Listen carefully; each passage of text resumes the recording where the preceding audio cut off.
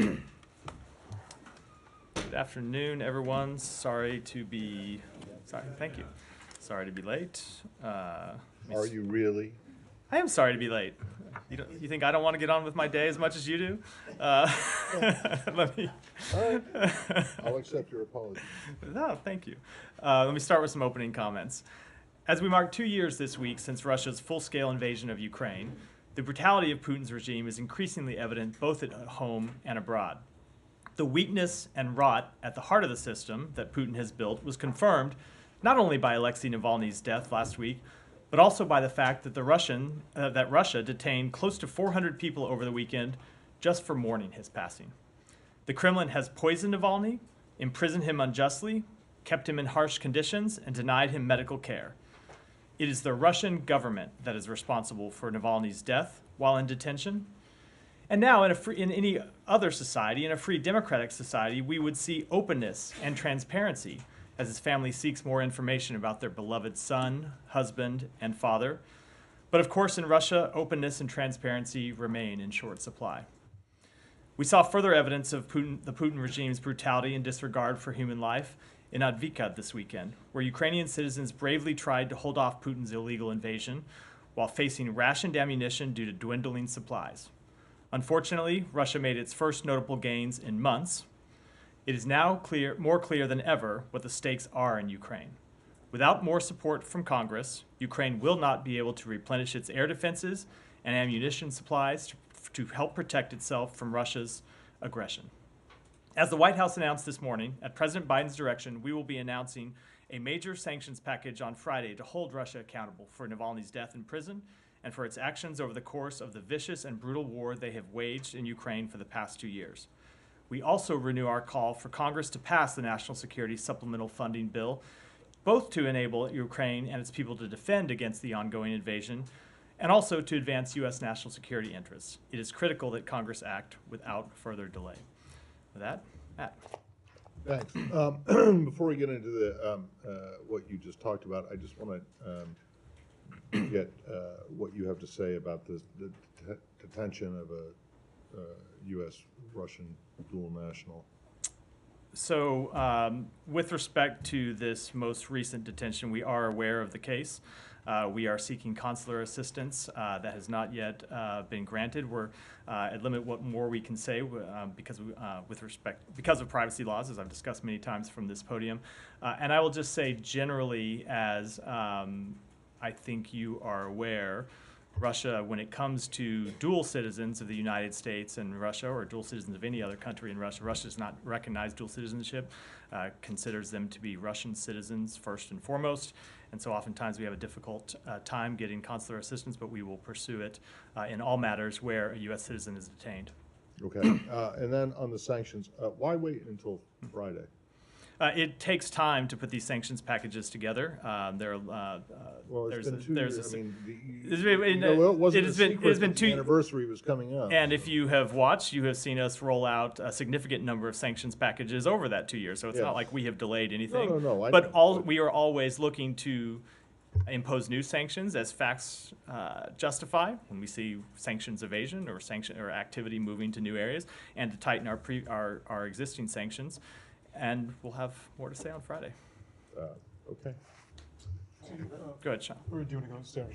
Could I also ask if you just have any reaction on Evan Gershkovich, the latest pretrial detention that he's been kept in for another 30 months? Excuse me, 30 days. So with respect to Evan Gershkovich, Ambassador Tracy attended Evan's hearing and spoke to the press soon after. You may have seen her comments. We're disappointed but not surprised by the outcome of the hearing. You've heard me say many times from this podium, the charges against him are baseless. Russia should immediately release Evan Gershkovich and Paul Whelan, and the United States will continue to work towards securing both of their freedom. And just one other on Russia, Radio Free Europe. I don't know if you saw the Russian announcement in that, saying it's undesirable as an organization. Do you have any reaction on the Russian statement? I don't have any specific reaction other than to say that you have seen Vladimir Putin oppose the free dissemination of information, the free press inside Russia, and unfortunately that seems to not surprisingly, but unfortunately not moved off that position. Let me go to Humera first. Matt, can you say at all if the administration is going to use this EO that you guys issued in December that threatened basically penalties for financial institutions that helped circumvent Russia's sanctions?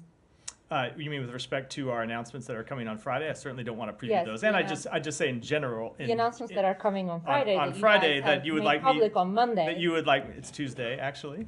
Tuesday. But weekend. we made public that we'll be taking that action. I don't want to preview what they will be, but as we have said, they will be a major sanctions package. Right. Can I just ask a little bit on Ukraine, coming off the heels of Munich Security Conference, where a lot of European leaders and sort of various officials have tweeted their rather negative outlook about the supplemental in Congress and all that. And Congress is on holiday until mid-March. What exactly is the administration planning? How to convince the speaker? Whether you have a plan B if the supplementals prospects look pretty bleak. So we will continue to engage with Congress to make clear that it is in the national security interests of the United States to pass this supplemental funding request. You heard the Secretary speak about this last week. One of the points he made is that when it comes to our security assistance to Ukraine, 90% of that money is actually spent here in the United States. It benefits American manufacturing. It benefits American technological development. So we will continue to make that case. But I think it's also the American people that make that case. If you look at the recent polls that came out, the American people overwhelmingly continue to support standing with Ukraine. And there were a number of members of Congress who were in Munich over the weekend and at the end of the last week attending the Munich Security Conference, and they heard directly from Ukrainian officials and from European officials how it is in the national security interests of Europe and also in our transatlantic national security interests. So we'll continue to make the case, but I would say it's not just the United States that will continue to make the case. And I will say, as you have heard the Secretary say, there is no other magic plan that we can unveil to support Ukraine. Ukraine will continue to defend itself, even in the absence of a supplemental funding request passing Congress. That is without a doubt. You have seen them fight with bravery. You've seen them fight with skill, and we fully expect that they will continue to do so. And they will continue to make gains against Russia, as they have done in the Black Sea. But the situation will be very difficult. When you don't have the ammunition you need on the front lines, you're going to be vulnerable. And that's what we saw over the weekend with the loss of Avdiivka. And so I think it's the facts on the ground that will continue to make the case to members of Congress why they need to act, and we hope they will. Would you say that you still have some sort of confidence that it will pass? I don't want to make an assessment of what Congress will do. What we will say and continue to represent is why it is in the national interest of the United States for it to pass this bill. Members of Congress will have to make their own assessments, and it continues to be our belief that if you brought this funding up for an up or down vote, it will pass the House, and that's what needs to happen. Okay, I have some Gaza questions, but I'll let people ask. Go ahead. Staying on Russia, Russian Supreme Court of Tatarstan today rejected also Kurmashov RFR reporters' request for house arrest. Let me get a quick reaction and we'll follow up on that. We will continue to engage with the Russian government. This is another one, another matter where they consider this to be a dual, well, not a dual citizen. It's another matter of a dual citizen where they rejected that request. We'll continue to engage with the Russian government on this question, but I don't want to speak to the specific court matter. I mean, yesterday marked 4 months of arrest, well, day before yesterday. Are you telling us that you're out of option here in terms of defending the U.S. citizen? The safety and security of United States citizens overseas is always our first priority, and we always look to protect the safety and security of every United States citizen, whether they be in Russia or whether they be in any other country. Is her designation of her arrest as wrongful, is it still on the table? Are you still considering? I just don't want to make any kind of judgment about a wrongful detention determination. That is something that we always look at when it comes to American citizens who are detained overseas. It is a process. Sometimes it takes time. Sometimes new facts develop that we take under consideration. But I don't want to speak to that any further from here. And going back to Sean's question, So you. sorry, on this, Alex, Yeah. on RFERL2, Yeah. Russia has labeled Radio Free Europe today as an undesirable organization after designating it as a foreign agent. Do you have? I commented on that a moment ago. Just to say we have seen Russia continue to crack down on a free press, continue to crack down on transparency. It is quite clear that they do not want their people to have information about what the Russian regime does abroad, what the Russian regime does to its own people. And one more, Russia places I don't U.S. think Alex Senator. completely yielded the floor, Since we're talking but about go ahead, Michelle. Yeah, Russia places U.S. Senator Lindsey Graham on Russia's terrorist and extremist list. Any reaction to that? So we've seen obviously the Russian government designate a broad range of United States officials with various sanctions. I doubt there are any significant ramifications from that, partly because I doubt very much that Senator Graham, who I shouldn't speak to, he can speak for himself, plan to travel to Russia anytime in the near future. Again, is it fair for us to report back that you just said you will not take any action? Just for RFA. Alex, you can report back what I just said, not your implication of what I didn't say. And what I said was that the safety and security of American citizens abroad is always our first priority. That is true with respect to this case. It is true with respect to every American overseas. And when it comes to the wrongful detention determination, that is a process that takes time here at the department where we assess the facts, some of which change over time, circumstances change over time, and make a determination that is consistent with the law. Please come back to Danny, go ahead. Thank you, Matt. Two questions on South Korea, Cuba, and North Korea. South Korea and Cuba established diplomatic relations last week. Cuba has been a brother country with North Korea for a long time. What is the U.S.'s I don't have any comment on relationship between South Korea and Cuba. Obviously, we have always said that countries are free to pick their own, free to decide their own diplomatic engagements and their own diplomatic alignments. Okay, on North Korea's Kim Yo-jong announced that North Korea is open to talks with Japan. If Japan does not interfere with North Korea's nuclear and missile test and abduction issues, my question is, if Japan tolerates this and talked with North Korea, what impact do you think it will have on the U.S. and South Korea, North Korea alliance? I think that's a pretty big if. I think I will wait to see how the government of Japan responds to that question before I weigh in any further. Wait, you don't have any... I am aware of the North Korean whatever. offer. I have not seen the government of Japan respond, but it will continue to be our policy to achieve for full denuclearization of the the Korean Peninsula. That, of course, has not changed and will not change. Any intention of North Korea, why they suggested to talk with the North? That is a question for North Korea, not for me. Thank you. Yeah, go ahead. Yeah. Thank you. I have a question about a statement by the UN experts from the UN Human Rights Office yesterday expressing alarm over allegations of human rights violations to which Palestinian women and girls in the West Bank in Gaza is subjected to. They said, the UN experts said that Palestinian women and girls in detention have been subjected to multiple forms of sexual assault by male Israeli army officers. At least two of them were reportedly threatened with rape and sexual violence. Have you seen those allegations? So, do you have any reaction? I have seen the allegations. I cannot independently confirm the reports. I will say that we have been clear that civilians and detained individuals must be treated humanely and in accordance with international humanitarian law. We strongly urge Israel to thoroughly and transparently investigate credible allegations, ensure any accountability for abuses and violations, and that will continue to be our position. Have you heard back from your previous call for investigation into the killing of Hind Rajab? Hind Rajab killing of. We have heard that those investigations are underway. It's our understanding the investigations have not yet been concluded.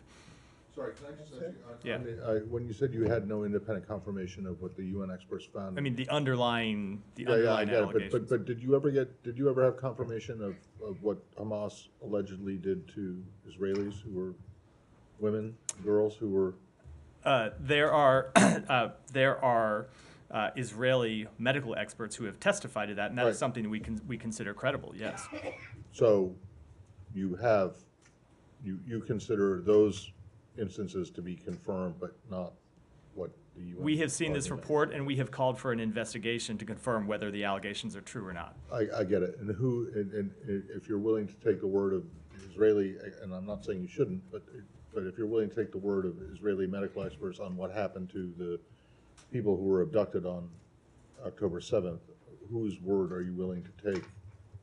Or if not the UN, who A full, independent, credible investigation. Would it have to be Israeli medical expert? We are calling for that in a, no, it of course would not have to be an Israeli Well, medical or expert, a Pal- credible medical expert, Palestinian- a credible, I don't want to prescribe who it would be, a credible medical expert that can testify to it would be something we would look at, of course. It would not have We to be would look Israeli. at, but you take. I'm not going to, because that's one where we have seen the outcome of the investigation and are able to opine on it. I'm not going to opine on a matter. Well, before yeah, it's been but you didn't conducted. do your own independent investigation into And- what I think, it's pretty much well accepted by everybody that there were instances of rape and sexual assault on October 7th. And the circumstances very much matter. And in this, I it is completely a understand well, that, it but is I a just well wonder- accept. Hold on, it is a well accepted fact with respect to this. Yeah, it hold might on. be No, a no, well just accepted let me fact, finish. but you're saying just- that you're saying that you have what you consider to be independent confirmation that those attacks, those assaults happened. It is And in independent this case- confirmation. It is a well accepted fact because the investigations produced credible evidence that not just the United States Okay. accepted, but countries. No, let me finish. Countries around the world accepted. With respect to these new allegations, we want to see an investigation, and we will of course look at the investigation and make our judgments when that investigation is concluded. Okay, so it's just too early. Correct. Thank you. Can I say in the Middle East? Yeah. Just well, a couple things, but of course the secretary's on his way to Brasilia. I'm sure you saw the comments by President Lula, in Ethiopia this past weekend. Israel's quite upset with him, likening what's happening there to the Holocaust. Do you have any comment on both? Do you have any comment on what Lula said, and do you think the secretary will raise this with him tomorrow? So obviously we just disagree with those comments. We have been quite clear that we do not believe that genocide has occurred in Gaza. We want to see the conflict ended as soon as practicable. We want to see humanitarian assistance increased in a sustained manner to innocent civilians in Gaza, but we do not agree with those comments. And do you expect the secretary to raise this? Will this affect relations? I'm going to follow my general rule and never preview what the secretary plans to raise before he has a chance to do so directly with officials, but we engage with Brazil on a number of issues, and I don't expect that to change. And just, could we stay on the Middle East?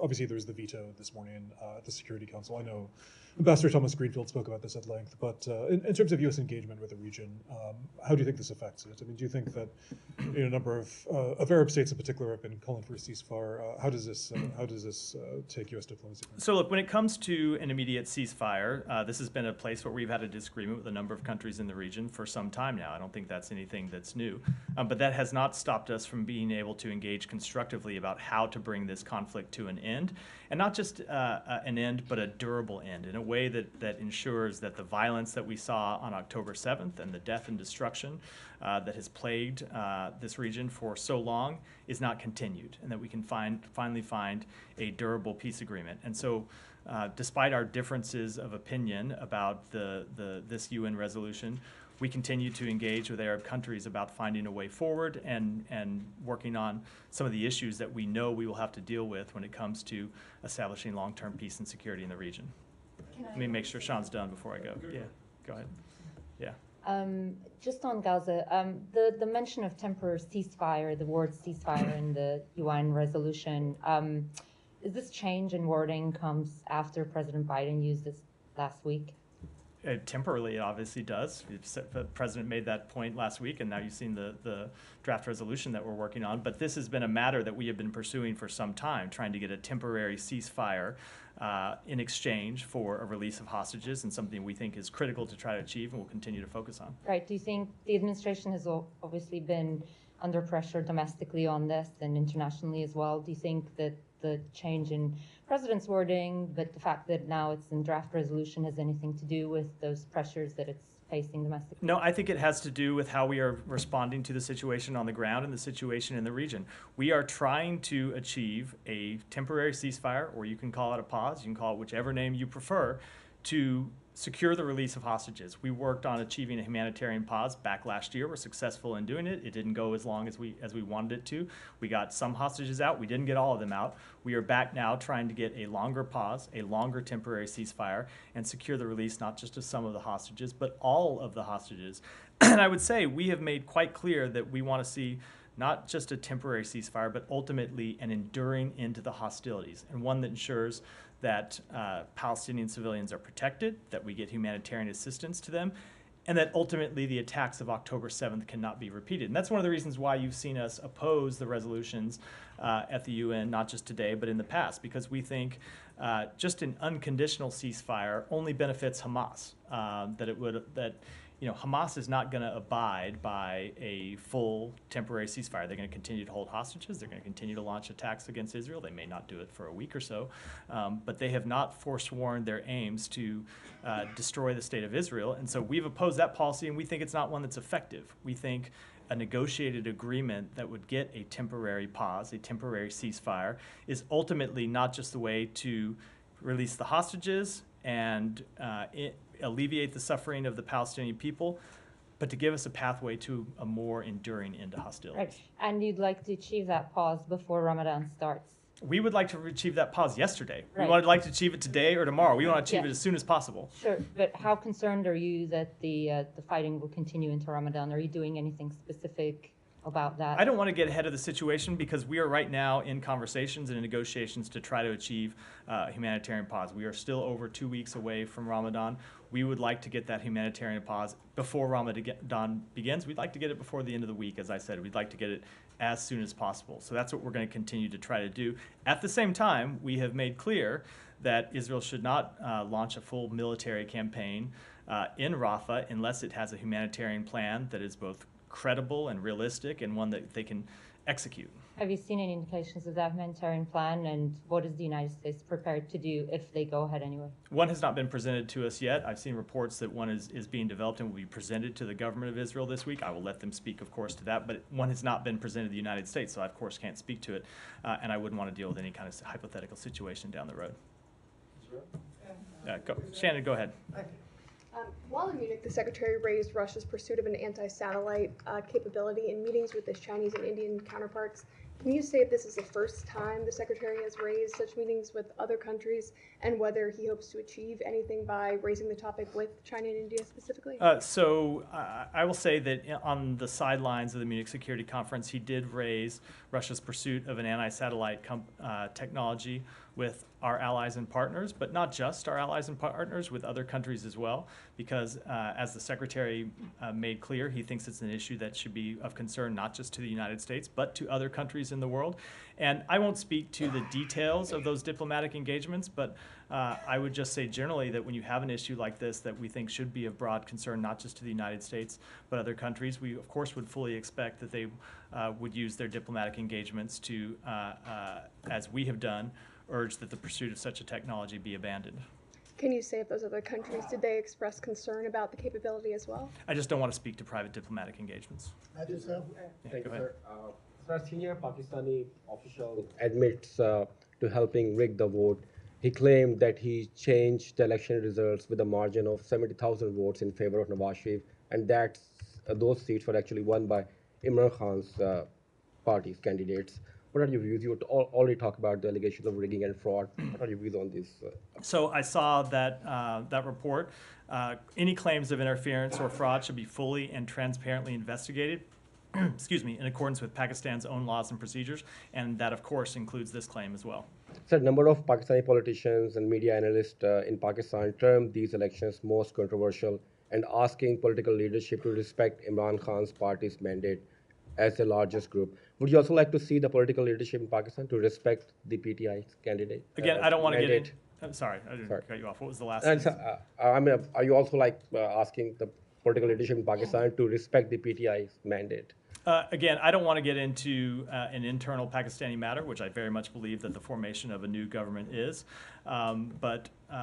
So that's a matter that I will leave to Pakistan. But as I said, when it comes to any claims of interference or allegations of irregularities, we want to see those fully investigated. Different topic. Go ahead. Do you mind if I just follow very briefly? Yeah, go on ahead. Pakistan? Just You guys are so nice to each other, like tolerating all these interruptions always today. cordial. Huh? Always trying to be. Can I just follow on Pakistan though? In relation to this, He's gonna be mad if I don't come back to him now. I'll get to. Yeah, there you go. X, formerly known as Twitter, it's been disrupted in Pakistan in recent days. There have been a number of calls from the Hill in particular for the State Department to raise this. Has it been raised? Do you have a stance on this? I don't have any updates on whether it's something that's been raised, but we always want to see full internet freedom around the world, and that includes the availability of platforms that people use to communicate with each other. And specifically in Pakistan, is it of concern in light of these allegations about the election? So I'll just say, as a general matter, that we want internet platforms to. I don't know why I keep saying internet today. I don't know where that came from. Internet platforms to be available to people in Pakistan and around the world. And I don't have anything further than that. Nick, go ahead. Thank you. There have been some reports over the weekend that the State Inspector General opened an investigation into Rob Malley and is being put on leave.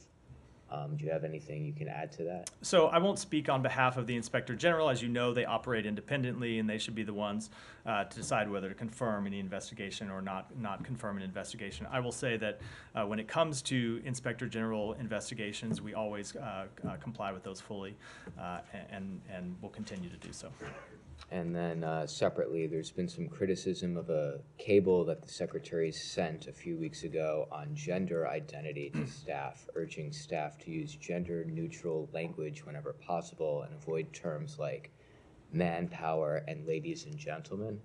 Why do you think a memo like that was needed? So I will say, first of all, when it comes to these types of cables, they all come out with the Secretary's signature on it. That tends to be standard department practice, has been for years. It doesn't mean that it's necessarily a memo from the Secretary himself.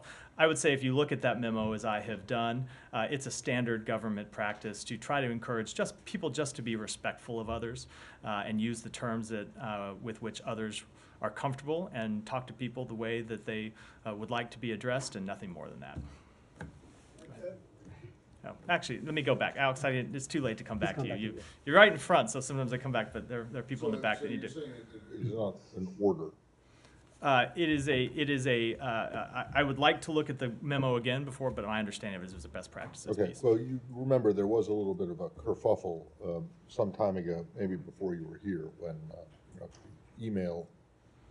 When people's pronouns were changed for them by Yes. mistake. I do remember that. Exactly. No, this was just encouraging people to be respectful and treat people with respect and address them with the terms that they feel comfortable with. Okay, well, I mean, does the secretary or anyone else in the building have an issue with the phrase "ladies and gentlemen"? I do not have. Not you. I do. Hold on. I do not have any problem with the term "ladies and gentlemen," and I feel fully confident saying the secretary does not either. Go ahead. Thank you, Matt.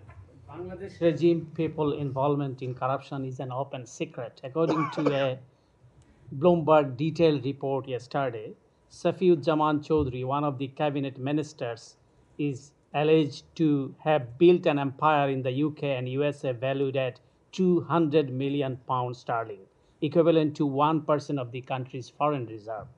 This is just one case among many. How is the US addressing this matter to hold the government accountable and combat corruption globally? We are aware of these reports and encourage the government of Bangladesh to ensure that all elected officials comply with the country's laws and financial regulations.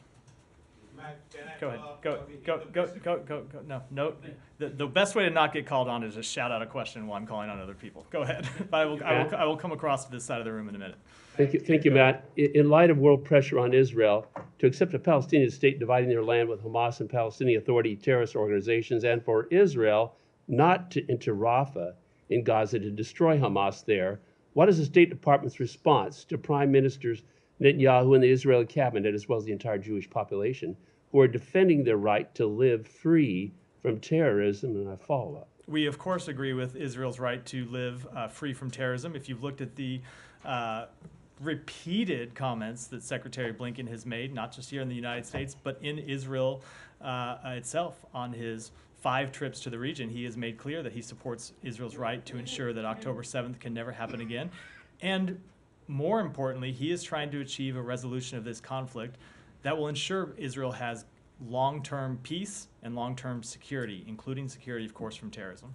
Are you going to be wanting to prevent Israel from entering Rafah to take out Hamas there? What we have said is we do not support a full-scale military campaign in Rafah that does not account for the more than 1 million Palestinians who are currently there. People who have nothing to do with Hamas, innocent civilians, men, women, children, the elderly, who in many cases have fled to Rafah from their homes, in some cases have fled more than once, have fled 2 or 3 times to escape the war, the conflict that is raging in Gaza. So we fully support Israel's right to take a military campaign to Hamas and ensure that, that the attacks of October 7th cannot be repeated, as I said.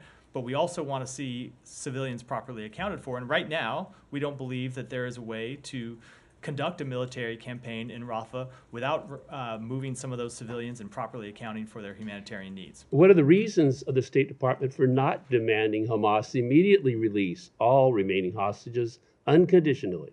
I think you've missed dozens and dozens of statements from the State Department going back to October 7th. Well, it's actually October 8th by the time that, that we were aware that hostages should be released, and was the first time the Secretary called for the immediate release of hostages, and he has continued to make that clear, as have I, as has the President. We have demanded time and time again that hostages be released immediately and unconditionally. Go ahead. Thanks, Matt. I just wanted to circle back to the verbiage used in the draft, UN draft today. I mean, how important is it that you use the word ceasefire as opposed to an extended pause, which is what you've been using prior? I will let other people make those sorts of assessments. From a policy perspective, we want to achieve a temporary stop in fighting. You can call that a ceasefire. You can call that a pause. Ultimately, we want to see the fighting stop so hostages can get out, hostages can be released, and humanitarian assistance can get in. But I should make clear, the only kind of temporary ceasefire that is going to achieve a release of hostages is one that's negotiated. Just calling for a temporary ceasefire is not going to, that Hamas has not agreed to, is not going to do anything to get the hostages out, which is why we can continue to pursue diplomacy with Israel and with the governments of Egypt and Qatar to try to achieve a temporary ceasefire that would secure the release of hostages. We think that is by far the most productive way forward. It is what achieved a release of more than 100 hostages last year, and what we think should be the productive path for moving forward now. Two questions about Afghanistan. Yeah. As you know, the Taliban refused to attend the UN-sponsored conference on Doha that concluded yesterday. They didn't send any delegation, and also they rejected the appointment of a special envoy by UN in Afghanistan. Does the United States still hope to engage with Taliban by considering all of this? Let me just speak to what we were trying to engage, or what we were trying to achieve by attending this conference. And it's not surprising that the Taliban, of course, has different objectives. We were trying to achieve a number of things. One, to make clear that Afghanistan should not be a hotbed for terrorist activities that impact other countries. Two, a vision for Afghanistan with inclusive institutions in which its diverse groups all feel represented in a state that is truly inclusive. And number three, a concern about the respect of human rights, and in particular the rights of women and girls. So that's what we're going to continue to pursue. I can't say I'm incredibly surprised that the Taliban declined the invitation to participate in a meeting with a broad representation from the international community. But I will say, as you've heard us say before, that the Taliban are not the only Afghans who have a stake in the future of Afghanistan. We will continue to support giving all Afghanistans, including, of course, women and girls, a voice in shaping their country's future.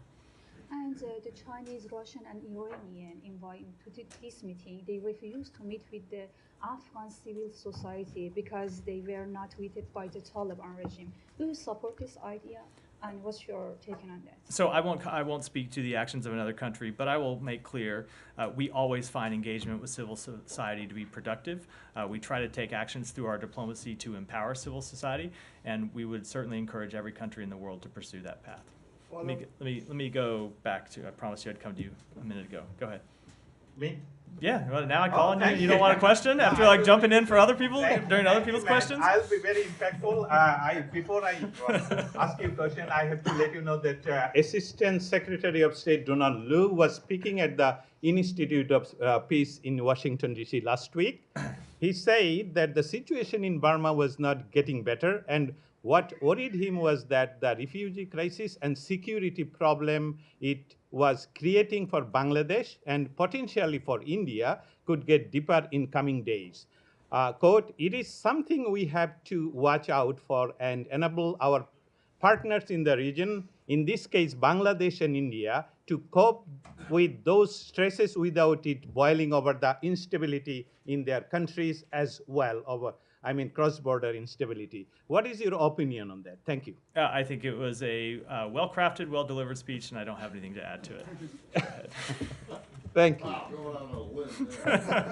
Thank you, Matt. Go ahead.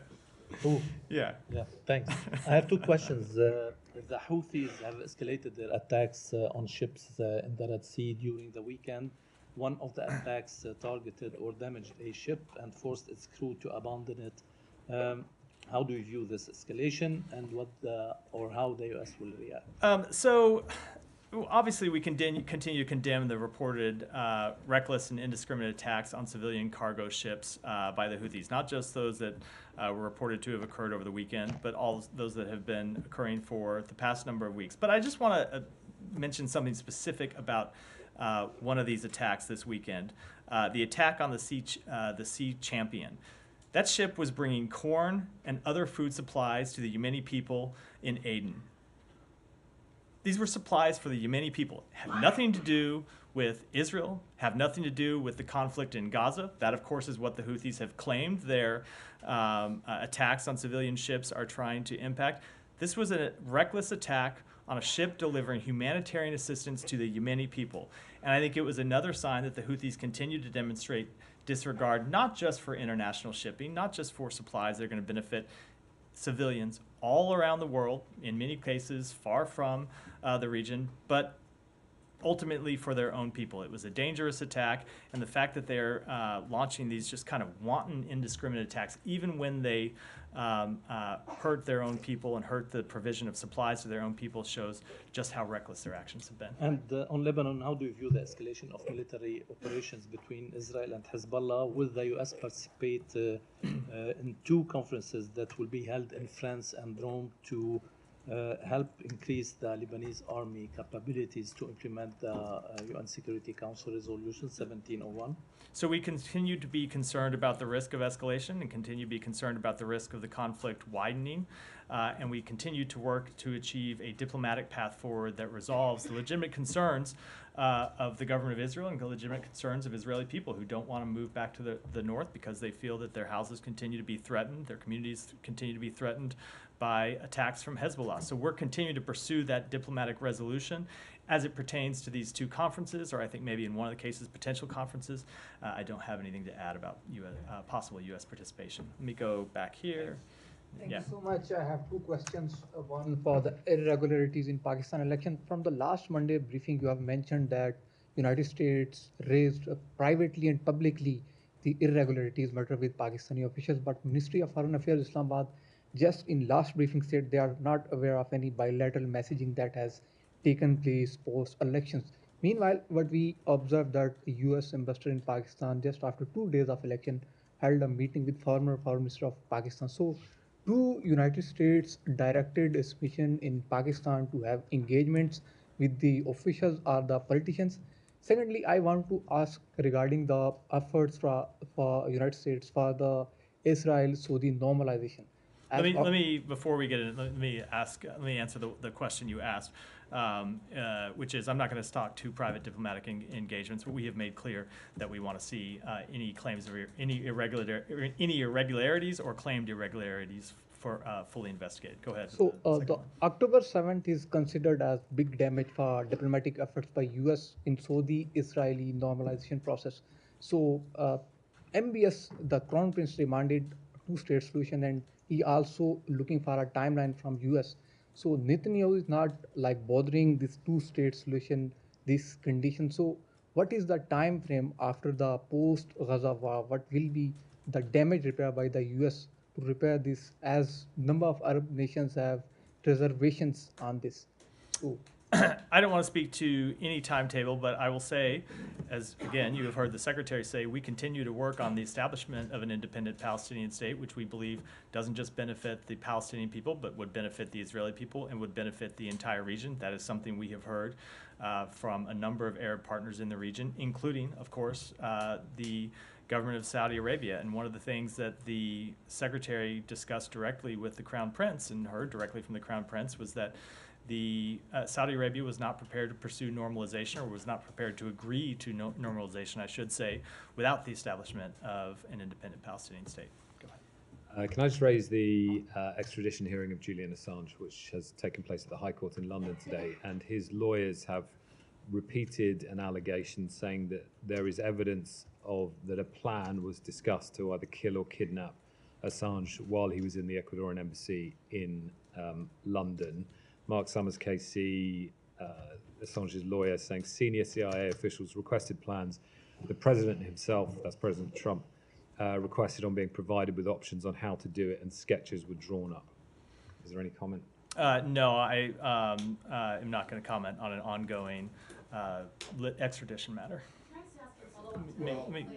Go ahead, Matt. Go ahead. Well, and I mean, I want to go back to what we were talking about a bit earlier, and that is just, the question is whether the administration regards Julian Assange as a journalist. So, with respect to that question, I think I should decline to comment in detail because, as I said, it is an ongoing extradition matter and it's an ongoing legal matter. This is a case which is under indictment. But I will just say generally that I have never heard a journalist say that it is a legitimate journalistic practice to help a source hack into a government computer to steal information. It's not a legitimate journalistic activity to hack into anything to steal government information. So I think I will leave it at that. Well, okay, well that suggests that you don't, and I want to specifically avoid getting into what the Justice Department has to say about this case. I want to talk about what the State Department believes about his status, Assange's status.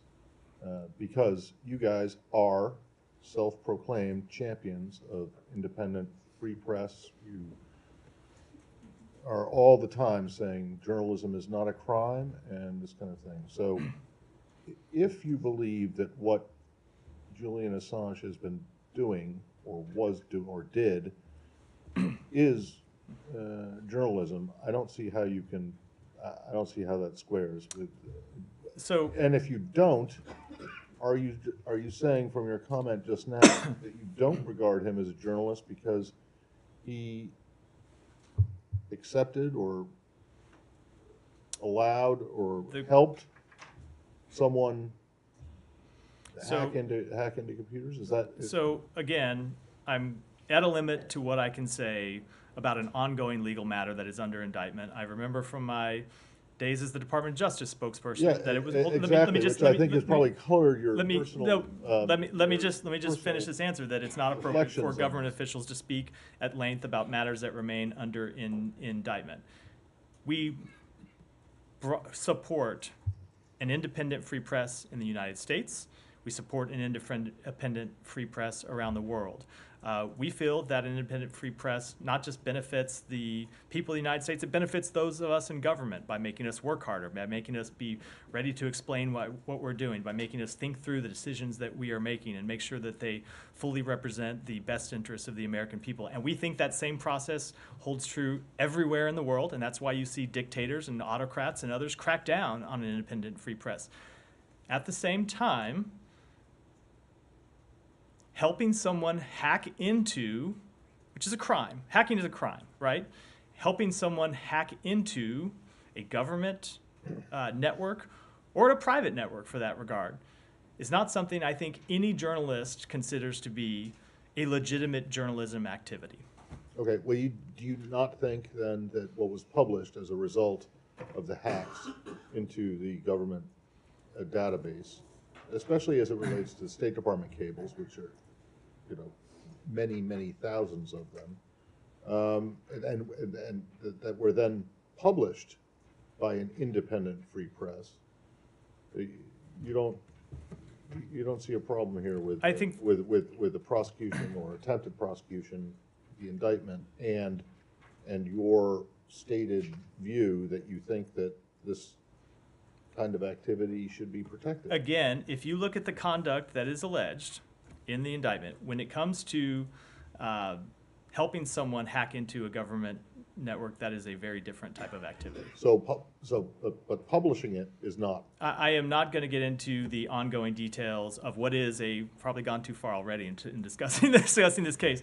The ongoing the details of what is very much a live, ongoing litigation matter. Do you not think the publication of these documents when they came out back, the original ones, the ones that Chelsea Manning provided to WikiLeaks, and when they were published by the New York Times and El País and all the others, do you not think that helped inform public discussion? Do you not think that that was useful? Let me say this, because I'm not going to speak to that specific case for the reasons I just articulated, but I will say that two things can often be true when it comes to the publication of classified government documents. It is true that at times the publication of a classified government document will inform the public, and sometimes it will uncover wrongdoing. It's also true that sometimes the publication of classified government documents serves no underlying purpose and can jeopardize sources and methods that the government uses to keep the American public safe. So it is a very difficult situation. It is I think one of the trickiest questions the government faces in navigating this area. But I can tell you that we try to do it as responsibly as we can. All right, over here. And then, Matt. Yeah. And thank you so much for taking. I have two questions, if you will allow. First, I'd like to talk about the anniversary of the war in Ukraine that is coming up. And as you rightly know, at the very start of the war, African countries, there was a sort of an outright split, right? Some ambivalence of support to Ukraine. So I'm seeking your assessment on U.S. efforts. I'm not saying, that we've had this conversation, the narrative about, is the U.S. not trying to ask African countries to pick a side? That's not what my question is. My question is to ask, while we recognize that garnering international support for Ukraine's sovereignty and territorial integrity is important, what, over the 2 years, has been your efforts at the U.S. in garnering international support in terms of African countries? And my second question is on Guinea. Let me take that one first. So I will say that we have engaged in countries all over the world, not just in Africa, but of course across the world, to urge them to support Ukraine and support its efforts to defend itself from Russian aggression. We think when you see any country's sovereign borders violated, see its control of its territory violated, that it threatens all countries around the world, because it is ultimately the UN Charter that upholds the territorial integrity and sovereignty of every country in the world. And I will just say, we, not just because of our efforts, although they have helped, but because I think we've seen countries in the world outraged by Russia's activities. We have seen a number of UN resolutions, including ones that were joined by dozens of African countries, in support of upholding those principles of the UN Charter, of Ukraine's territorial integrity, and ultimately finding a comprehensive, just, and durable peace that recognizes those principles. Sure. And then on Guinea, if I may, and this will be my last question to you, Matt. Since yesterday, as you may already know, there is no leadership in Guinea. I think there is currently maybe some low-level leadership. They dissolved the government, and so while I appreciate that you will not comment on the internal affairs of another country, I am asking you to see if you can comment on your own efforts and how you might be engaging any stakeholders in Guinea or in that part of the world, for that matter, or any regional organization besides ECOWAS, which may seem a little weakened. Are there any other countries that you may be engaging, Angola, South Africa, Kenya, in your Sure. efforts in this regard? So we are closely monitoring developments in Guinea. We encourage the transition authorities to work with ECOWAS. It's something we've discussed with a number of ECOWAS states, and to continue positive momentum by holding a constitutional referendum and elections in order to complete democratic governance. We remain concerned about media restrictions placed on the Ghanaian people, and call on the transition authorities to ensure that freedoms of peaceful assembly and expression are fully respected, including for members of the press, and we are engaging with another number of countries in the region around those goals. Yeah. One more, and then Humera, did you have one? Sorry. That. But just one more, Africa. Rwanda DRC, you issued a statement on Saturday, I believe it was, on the, so the DRC is alleging Rwandan involvement in the drone attack on the airport. I mean, since the statement, has there been any response from Rwanda? Are you confident that that there's some progress in there? How do you see things going on? I don't have any update on the situation since we released that statement over the weekend. But do you find the DRC allegations credible of Rwandan involvement? I don't have anything to add beyond what we said over the weekend. Humera, and then we'll finish up. Matt, there were some incidents off the coast of Taiwan in the past couple of days. China's Coast Guard boarded a Taiwanese tourist boat, and on Tuesday, Taiwan drove away a Chinese Coast Guard boat that entered its waters. Are you guys worried about like any escalating tensions? Have you seen that? Yeah, we are closely monitoring Beijing's actions. We continue to urge restraint and no unilateral change to the status quo, which has preserved peace and stability in the Taiwan Strait and throughout the region for decades. We urge the PRC to engage in meaningful dialogue with Taiwan to reduce the risk of miscalculation, and we share with other countries, not just in the region, but around the world, an abiding interest in peace and stability across the Taiwan Strait and in the broader Indo-Pacific region, which impact global security and prosperity. And with that, we'll wrap for today. Thanks, everyone.